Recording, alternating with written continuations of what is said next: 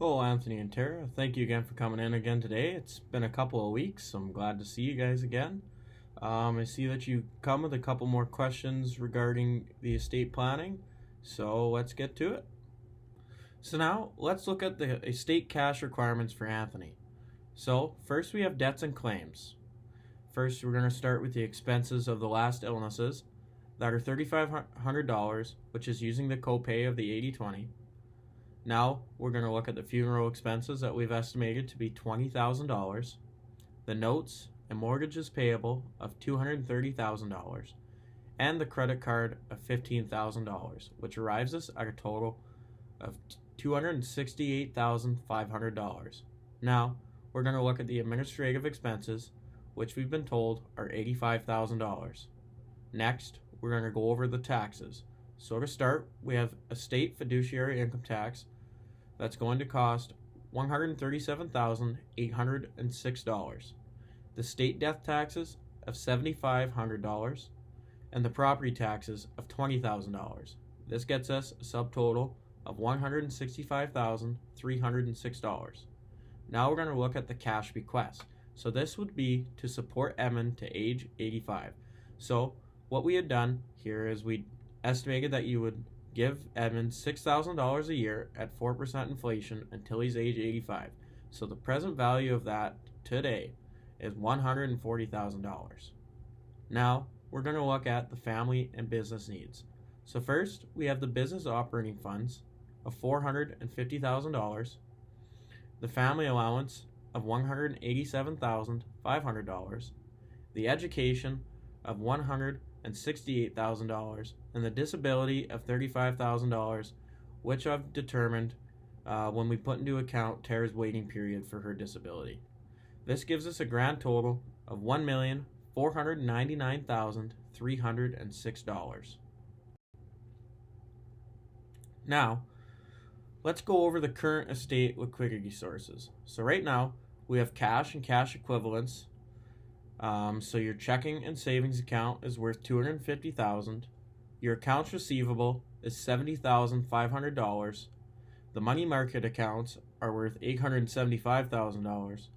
The mutual funds are worth $53,100, and the common stock portfolio is $100,000 for a total of $1,348,600. Now we have the life insurance, which is worth $250,000. We also have the payable to the surviving spouse of $1.38 million, and the family limited partnership that's worth $1,193,600. This gives us a grand total of the current estate liquidity sources to be $4,172,200. Now, let's go over some of my recommendations.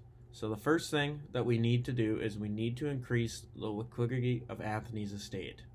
Now, we're going to do this by reducing the property that is difficult to sell and or appraise. For example, the Benson Animal Care Center.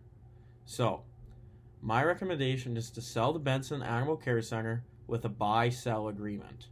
This agreement guarantees that the Benson Animal Care Center will be bought by the buyer at the appraised value. Next, we need to reduce our administrative expenses. We're going to do this by lowering probate estate and funding special funds.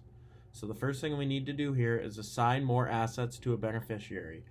Items such as money markets, common stock, and mutual funds that are currently held in the estate, we need to start assigning those to more distinct beneficiaries. Next, we want to start giving money away during our lifetime versus after we die. So some things that we can do for this is to start to fund the 529 for Danielle now, and also to set up an irrevocable special needs trust for Edmund before death. Also, use will substitute. This will avoid relying on the will to move assets. So, for Marlene's estate. So to disclaim the assets, Tara would have to do a qualified disclaimer to avoid gifting the assets. So the first step of this is to put the disclaimer in writing.